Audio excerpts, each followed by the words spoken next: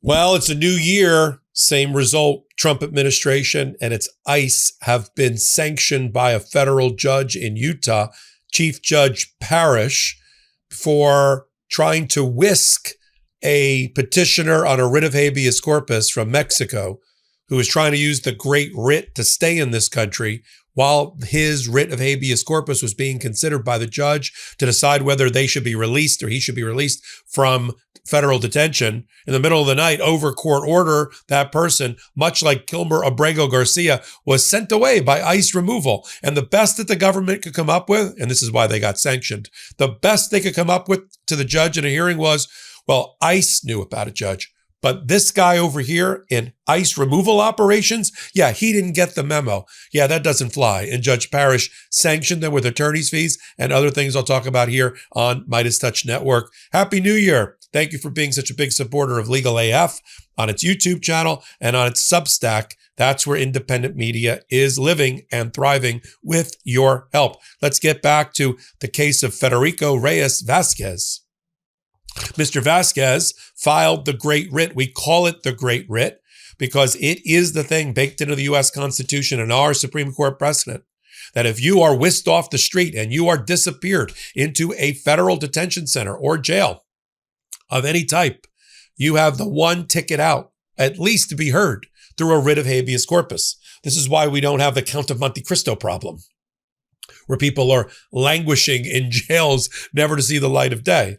You get a lawyer, usually a public defender or somebody or whatever you have. They file the Great Writ. It gets up to a federal judge and it is considered. Now the judge, this particular judge, Judge Parish, knew that this administration has a nasty little habit of whisking away and secreting people away from federal court jurisdiction, because technically once they're away from federal court jurisdiction, the argument is the court has lost jurisdiction. We saw that happen in a case involving Judge Chutkan, the federal judge in DC, in which she said, I'd love to rule to bring these people back, but they're already gone. Now, since then, the United States Supreme Court, in a case under Trump, another Trump precedent that we're using against him, a case involving Abrego Garcia, ruled 9-0 that federal judges can order the return, the facilitation of the return of somebody who has been sent away over a court order. They can order them back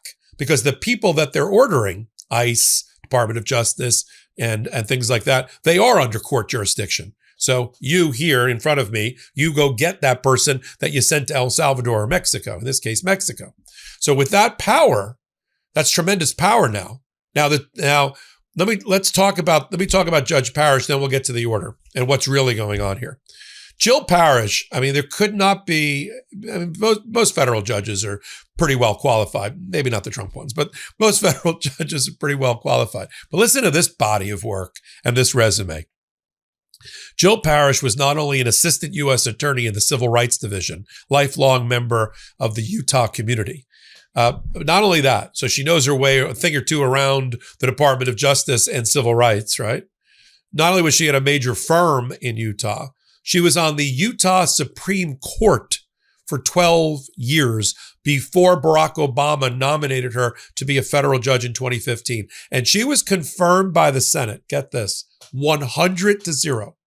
Remember those days where people can come together and agree that somebody was a qualified federal judge and everybody vote for her? Okay, so that's Jill Parish. Very well respected in the federal judiciary. This is on writ of habeas corpus, something that the Trump administration and the head of all internal security and immigration policy for Donald Trump, Stephen Miller, hates. I'm going to give you a clip of Stephen Miller to tell you what I'm talking about in a minute. Here's the order, which I have up on Legal AF Substack. On December 19th, Mr. Vasquez, through his counsel, filed a petition for writ of habeas corpus. That's the Great Writ. That rings alarm bells for judges. They take it very seriously when one comes across the transom on their docket, gets assigned to them. They jump on it right away. Now they're on to the dirty trick of the Trump administration to take these people out in the middle of the night, throw them on the back of a plane or whatever, and get them out of the country. So on December 22, the court, seeking a response from the respondents, which are Christine Ohm, Homeland Security, and all of that, and ICE, she just wants to brief everything, have a hearing but seeking to preserve her jurisdiction and the status quo, she ordered the government not to remove Mr. Vasquez from the United States. On December 23rd, the next day, he was removed. Now, the mea culpa, if that's the right term, that the government has used in their filing with the judge was, get this, they basically, it's a confession. While ICE was made aware of the order on two different occasions on December 22 and December 23 in the morning, ICE removal operations weren't. What? Like, I knew about it, Judge. But this guy, my colleague over here, he didn't know about it. And they write it in the passive voice. Well, if they didn't know about it, it's because you didn't tell them, or it's your negligence, intentional or otherwise, or intentional conduct that created the problem of the removal. And then they throw in the towel and they'll say, well, we'll coordinate his return from Mexico, apparently, if he so chooses. Yes, he's doing a writ of habeas corpus. He so chooses. Stop acting like this is one of these Christie Nome. Do you want $3,000? Do you want to self-deport for the holidays? You threw him in the back of air ice and you took him away from federal jurisdiction. So the court, citing to the Abrego Garcia 9-0 Supreme Court case, says you, government, will facilitate the return of Mr. Vasquez. And then she further defines it in her footnote. The guy doesn't have money, which means you're going to have to get him at your expense, government, to a port of entry, right? That's what that means, facilitate, right? Not like, well, he couldn't afford it, Judge. He's out of money. Yeah, get him on a plane. You bring him back to a port of entry in the United States. His lawyers will take it from there. But she went further. She's awarding attorney's fees. Now, some people might say, well, doesn't he have free counsel, or doesn't he have public defender? He may, but they have a budget. They have expenses. They're billing real time, if you will, to a matter, or they're investing real time in a matter. So she's awarded attorney's fees. She said, furthermore, on page 2, given this court's ruling in favor of petitioner today, and in furtherance of returning these proceedings to the status quo pre-removal, in other words, why should he be penalized for your actions?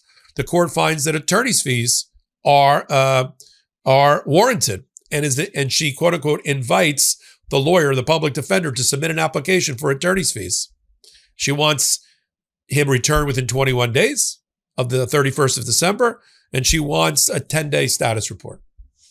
Now, the reason the government continues to violate writs of habeas corpus and doesn't care about immigration rights is because they don't care about writs of habeas corpus and they don't care about immigration rights.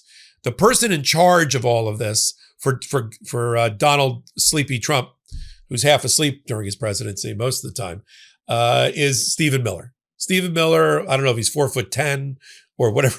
I mean, there's been a lot of trolling on the internet about the size of the man, but his ideas are very small. His racism is very large. And he's been very public about the government has the right to suspend the writ of habeas corpus about migrants, which they do not. He's not a lawyer. He completely misstates the Constitution, but he's in charge every day, every morning at 10 a.m., I've been told.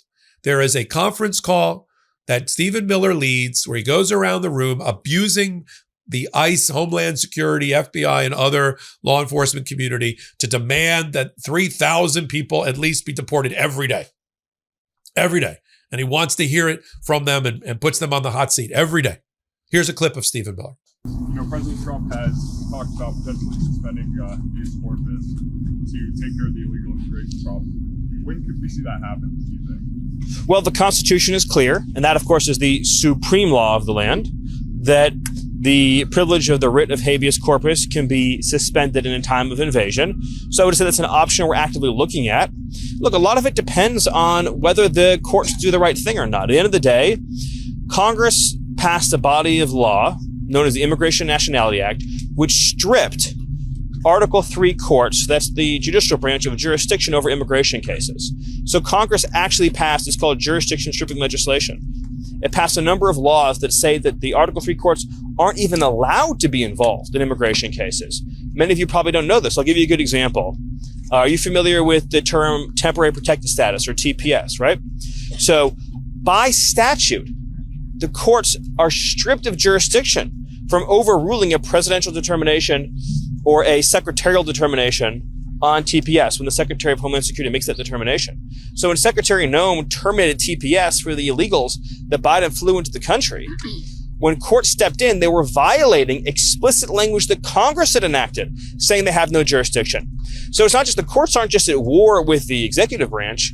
The courts are at war, these radical rogue judges, with the legislative branch as well, too. So all of that will inform the choices the president ultimately makes, yes. Mr. Miller. Now you know why federal judges are so concerned by this administration and its complete flouting of the rules of any rules, especially the constitutional precepts of habeas corpus. I'm going to continue to follow it. Thanks for being here on Legal AF. Slide over to Legal AF, or thanks for being on Meidas. Come over to Legal AF YouTube channel. Hit the subscribe button there.